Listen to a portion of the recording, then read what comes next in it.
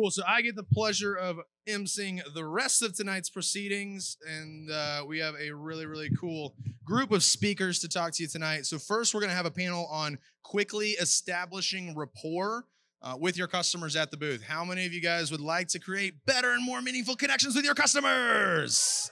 All right, cool. Not enough of you, but we're going to do it anyway. Awesome. So first up, I would like to bring up Miss Maria Stewart. She started with Cutco in 2013. She is at $728,000 in Cutco career sales. She is part of the So Rock events team. Some of her awesome accomplishments, she's actually like her biggest push ever was 25K. She was #1 for that push for SC2. Also, she was only in the US for 3 years before starting with Cutco. So yeah, she it's kind of crazy. She's from Finland, and English is her second language, which you'd never know by talking to her because she's got a really good grasp on the English language. She is also a member of the federal program, and as you guys know, you have to build really good relationships with people to be on the federal program because you're dealing with the U.S. government. She sold over $400,000 at events, and if you've hung out with her at all, you know she is a monster on the dance floor. So let us give a 2 claps and a Ric Flair for Maria Stewart. Woo! Awesome. Up next, we got Bertram Wicks. That's your full name, right, Bertram? Okay, got it. Cool. Started in 2010, he is at $1.44 million in career sales. He is a co-coordinator with the North Star Dream Team, who absolutely crushed it this last year. He's in the Hall of Fame. He is a Lancelot Award winner, which is a pretty cool freaking thing. 2 All-American scholarships, that Rolex. He did $85,000 in sales in 11 and a half days at the Minnesota State Fair. Say wow. Right? Oh my gosh. And if you need any more proof that he is great at building instant connections with people, he had a lady at the booth come up, and within 15 seconds of the interaction, she had already told him that she loved him and then proceeded to buy 4 homemaker sets from him. Yeah, pretty crazy. And then last but not least, oh wait, let's get 2 claps and a Ric Flair for Mr. Wicks. 1, 2, 3. Awesome. And then we got Jeffrey Paul Bobrick, AKA JPB.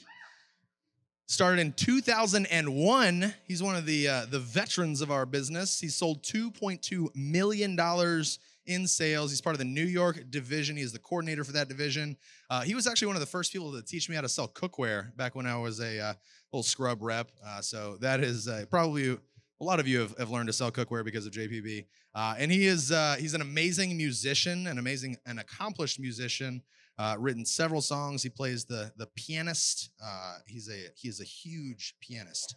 And he is so good at rapport. He constantly gets dinner invites from his customers. And so that's always a cool thing whenever your customers want to hang out with you more than just the interaction of buying knives. So we are going to start it off with Miss Maria. She is going to kick us off here on how to build rapport with your customers. So let's go. Can you hear me? Awesome. Thank you, Steve-O. First of all, thank you. I'm super grateful to be up here and speak. It's my first time speaking at the NET meeting, so super exciting. And yes, my second language is English, so if I say something crazy, blame it on the foreigner in me. Anyway, so one thing that I like to do at the booth is just to kind of try to make the customer as comfortable as possible with me and like my personality. I'm super I like to laugh a lot, joke a lot, say crazy stuff. So I just try to kind of bring out my personality at the booth. So the way I do that is that I ask a lot of questions from the customers, and I'm just kind of, I call it the question game, just to kind of build rapport and ask a lot of questions. Questions like, hey, how's the show? What should I check out?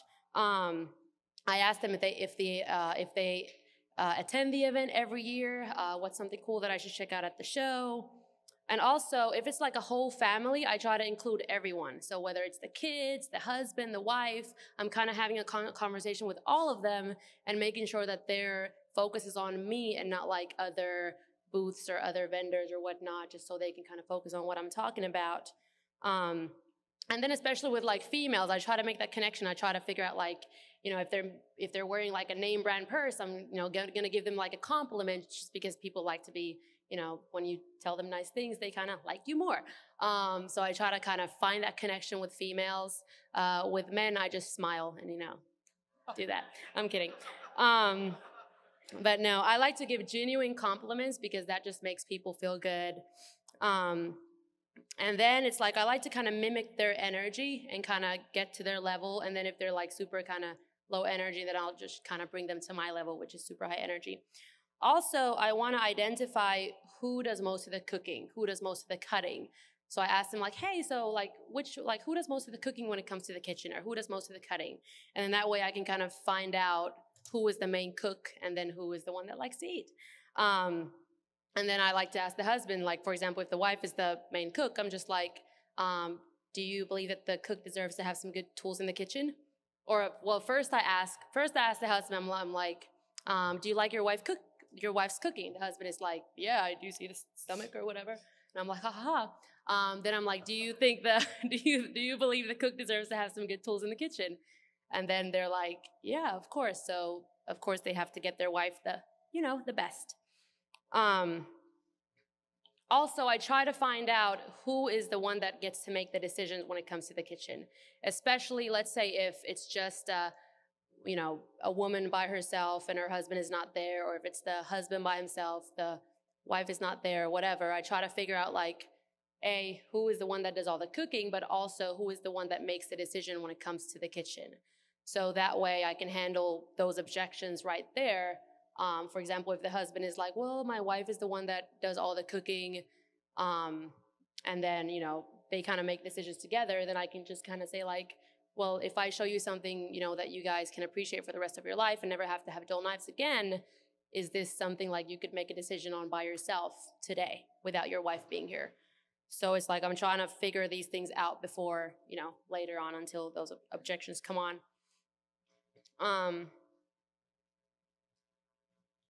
Also, I like to ask questions like, do you like the idea of not having to buy knives again for the rest of your life and never struggling with dull knives? So a lot of questions. And if they say yeah, then I'm like, well, if you like the idea of never having to buy knives again and always having sharp knives, would you be able to budget between $90 to $200 today? Or would you be able to budget between $90 to $200 for the next 4 more months? So that kind of tells me, okay, can they even afford this stuff? Is it worth me spending time with this customer? Also, do you like American made, or do you care if it's American made?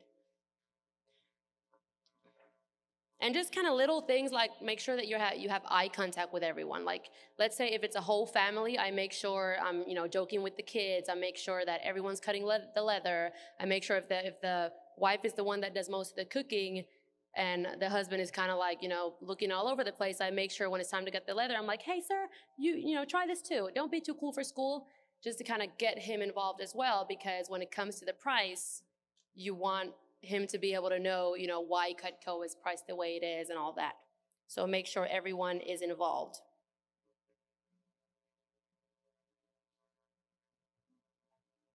And then just lastly, like, I'm always just trying to be as honest and just straightforward as possible. So whatever, if they, like walk up and ask for the price, I'm just going to tell them the price and ask them like, hey, would you like to know why? And like always be just genuine and kind of personable. So yeah. Awesome. Thank you so much. Let's go 2 claps. No, only 2. We're trying to save time, guys. Awesome. Cool. So let's move it on to Mr. Burt Wicks. What do you got for us, man? All right, guys. So I have a handout, but we're not going to hand it out yet. Can we hand it out at the end? If that's possible? Yes. That would be dope. Thank you, Dave. So, okay, guys, so quickly establishing rapport at the booth. Who here has ever been to an event where it's super, super busy or super, super loud? Or people are like looking at you, but then like you try to say something and then they just kind of keep going? Okay, so in my opinion, quickly establishing like rapport / helping people like let them know that you're there, you're a human being, and you have an awesome product in front of you is super important. But if you don't have like a system in place to do this, like I do the same exact thing with just different lines to almost every single customer that comes up or sees us at all at the booth. Okay, so like kind of what Maria said, and also what Brandon was saying yesterday about asking quality questions. Okay, like quality questions. It doesn't just allow you to like figure out where they're at with Cutco. It also allows you to know them more as a human being, and also allows them to understand more about you. Right? I don't know if you guys have ever heard the phrase that we buy from people that are like ourselves. Okay, if you can find something very soon, very quickly within an interaction with the customer to help them feel more comfortable with you, the faster you're going to close them and the bigger you're also going to close them as well. So, for example, again, the question, are you familiar with Cutco? If that's not the first question that you're asking, you're wrong. Okay, so make it a standard for yourself that it blows my mind that people use anything else besides that, right? Just make it a verbiage that's what you always use, right? Now, the Cutco owners, right? I'm always asking the same basically 4 questions every single time. How long have you owned your Cutco? Where'd you get your Cutco from? Have you ever had your knife sharpened up for free? And which pieces do you own? Those same 4 things that literally Brandon talked about literally yesterday, I ask those every single time to a past customer. Okay. The great thing about those questions is that they seem super, super like surface level, but they actually give us a lot of information about that person themselves. Okay. The funny thing about that is all of those questions, okay, they have like a deep story behind it. Okay. Everybody has their story of how they got Cutco, and most people are proud of how they got their Cutco. For some people that buy it or get it as a realtor gift, they're surprised on how they got Cutco and surprised at how amazing it is, right? But they have a story, okay? The importance of a story will allow you to relate with that customer that much quicker, right? Because you know where they're coming from, okay? To non-Cutco owners, the question of like, are you in the market for a good set of knives? Or could you use some good knives? Are you looking for some new knives, right? What kind of knives do you have at home? All of those basic, simple questions, they're nothing really super gourmet, right? But they're helping you qualify the person, but also helping them understand where they're coming from, just within like the knife selling knife selling process itself. Okay, if it's a busy show, I learned this from Jason Jeffrey. Right, if I showed you something that you fell in love with here, right, and it fit the budget, would it be something you'd be open to go for today? So I'll say that again. If I showed you something that you fell in love with, and it fit the budget, do you think you'd go for it today? Most people say, well, maybe, right? And that's the best answer we can get, right? How many people ever hear, yes, I'll do that? Never, right? So if you get the maybe out of them, right, then just use your salesmanship, right, to close them, okay? Now, what I really wanted to focus on was humor, okay? So it helps because I have a funny face, so people just laugh. No, I'm just kidding. But in all seriousness, though, make them laugh, okay? If you don't have a sense of humor, grow one. No, I'm just kidding. I think just selling Cutco, we kind of all have a sense of humor, okay? So make them laugh. The reason why is customers want to have fun and to laugh, okay? Customers want that. The second that you understand that that's just not something that you can just do just because, no, it's something that will literally make that customer's experience better because you made them laugh, okay? So every single time, and Seth and John and anybody on the North Star Events team, Fonz, can attest to this. Every single time a person that says they own Cutco comes up, I'm like, do you still have all your fingers? Every single time. Would you agree, John? Yep. Every single time. And it's so funny, right? Because they all do the same thing. They look like they lost a finger yesterday. It's like, oh, yeah, I still got them. And they all do the same thing, right? I still got them. And I always do this. High five. Okay? Now, here's the thing. That high five is actually super important. Okay? The high five creates a physical barrier that you are breaking with them. Okay? Physical touch is something that a lot of people underestimate within Cutco. You have the opportunity to have physical touch with somebody within 15 seconds. It's crazy. When I don't give a person a high five, I almost feel like I'm not like with them. Within that conversation, okay? So make sure you're literally doing that. Anybody that's got Cutco, like anybody that's got a Cutco or any Cutco owner that comes up to you, every single time I challenge you, say, "We still have all your fingers?" They'll do the same thing. It's hilarious. Yeah, high five, rock on. You still got all your fingers, rock on. And then they'll give you a story usually after that, right? Like, oh, you're not gonna believe this one time I almost cut my finger off, freaking paring knife. Oh my god, right?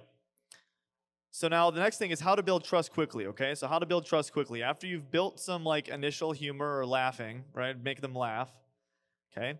The customer needs to feel a personal connection to you, and that needs to happen freaking quickly, okay? So find something that you have in common with them as fast as you possibly can. So I always ask my customers, where are they from? I've traveled a lot because of this job, so I've been to a lot of the cities that I travel to. So if they're like, oh, I'm from Plymouth, Minnesota, I'm like, oh my God, my best friend lives in Plymouth. Where are you at? Where do you live? Like, whereabouts do you live? They're like, oh yeah, blah, blah, blah, blah, blah. I'm like, cool, your kids go to school at Wayzata? Oh yeah, oh my God, one of my best friends went to school at Wayzata. He went to St. Thomas for college, that's where I went. They're like, oh, we have one of our best friends' kids went to St. Thomas. Bam.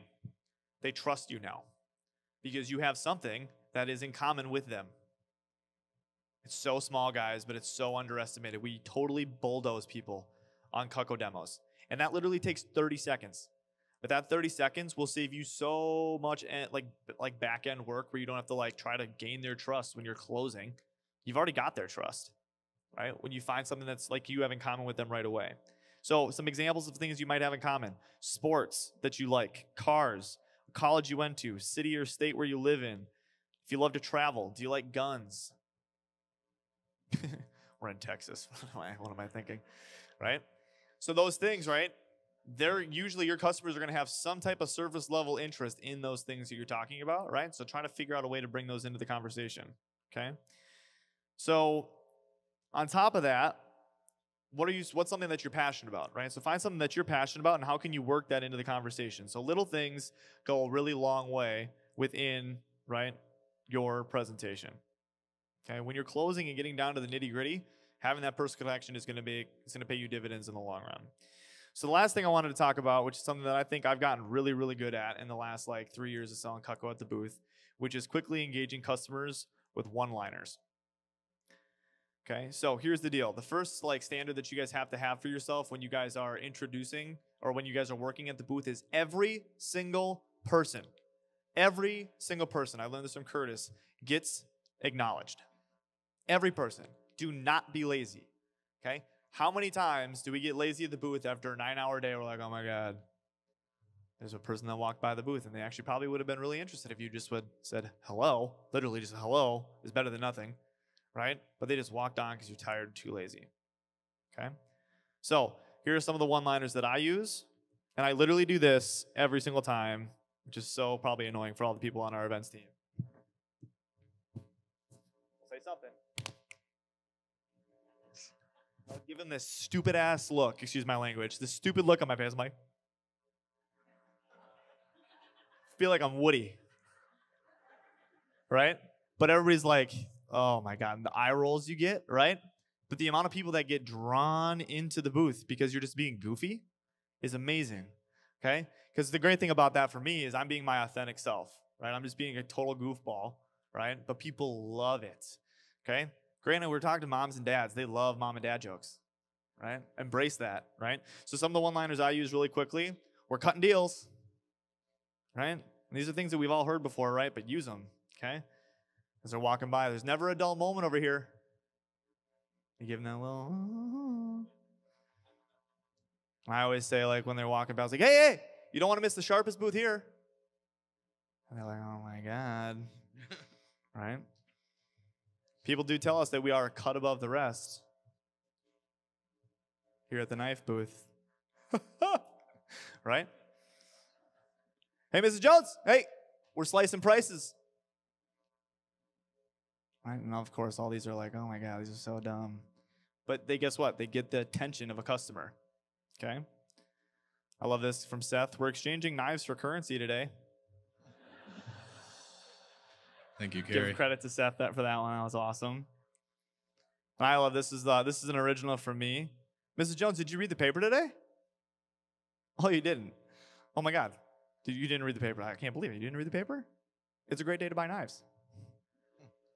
And everybody's like, oh my God. Okay? And the last one that I use to compliment my customers, and this is how I got the customer, and I have this happen to me all the time, to tell me that she loved me in 15 seconds was when they have Cucko, I come up and I'm like, how long have you had it? And they'll be like, oh, I've had it for like 55 years. I'm like, wow, did you get it when you were 3 years old? And every single cute old lady goes, oh my God, no, thank you. Right? So always be careful with this, right? So if it's like a person that really looks like older, but they're really young, got to be careful, right? So use your best judgment. But again, make them feel good, all right? It's a stupid, silly comment, but that's something that I've used a lot over the last year. And I had that lady that came up to me. I'm like, so she had her cucko for 25 years. I'm like, wow, did you get it when you were 5 years old? She's like, oh my God, I love you. I'm like, oh my God, I love you too.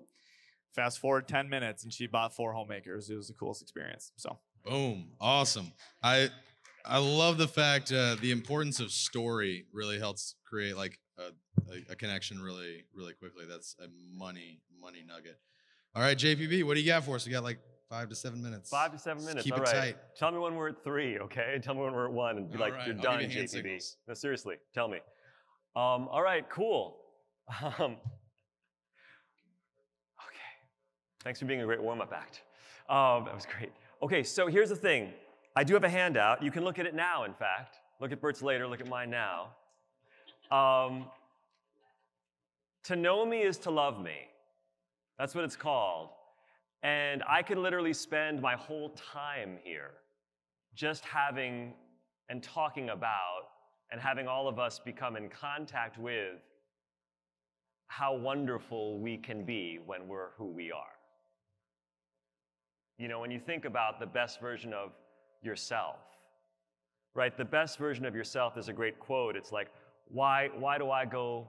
You don't need to go looking for love because it's where you come from.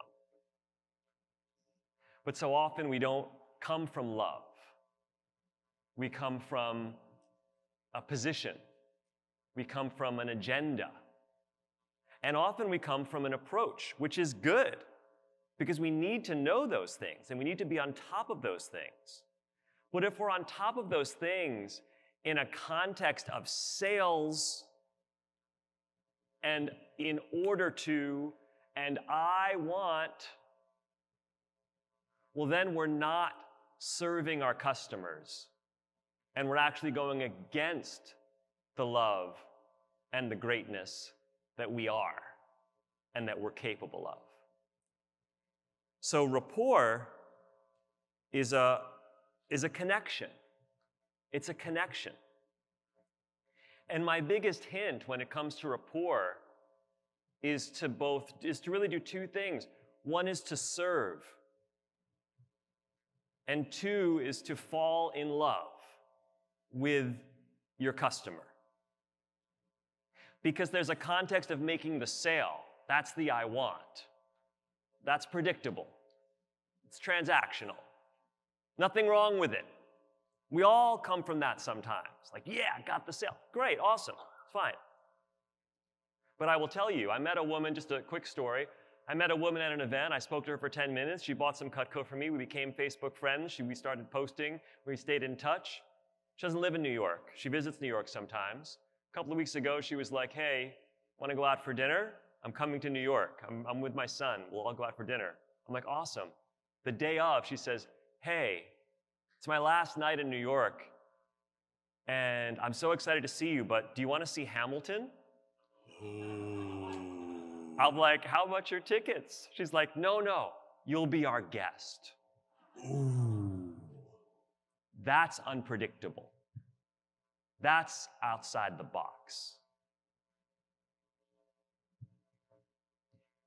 At your own time, fill in why customers love you. Do that on your own separately from now. How much time do I have? 3. Awesome.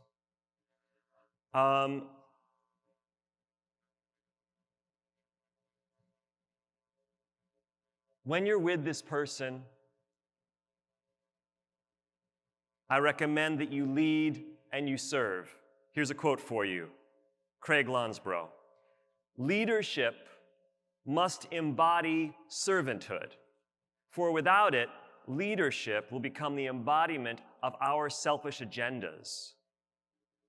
For without it, again, without servanthood, leadership will become the embodiment of our own selfish agendas. And leadership of that sort will lead us to places that none of us want to go. Loving your customer leads you to the unexpected, leads you to the 4 homemakers, leads you to you don't know where. Rapport is not a tool. Rapport is not in order to. Rapport is not something we use on our customers. Rapport is a connection. Rapport is love. Rapport is for no reason. Rapport is returning us to who we are and allowing the customer to be who they are. I didn't hear it. Goosebumps. Oh, that's like better than nugget, isn't it? Okay. Listen. We know this, right? But when I ask people, hey, what's the objection cycle? They always forget. Listen. Listen for what's being said. And listen to what's not being said. You want to be a ninja at the booth? Listen not only to what they're saying, but to what they're not saying.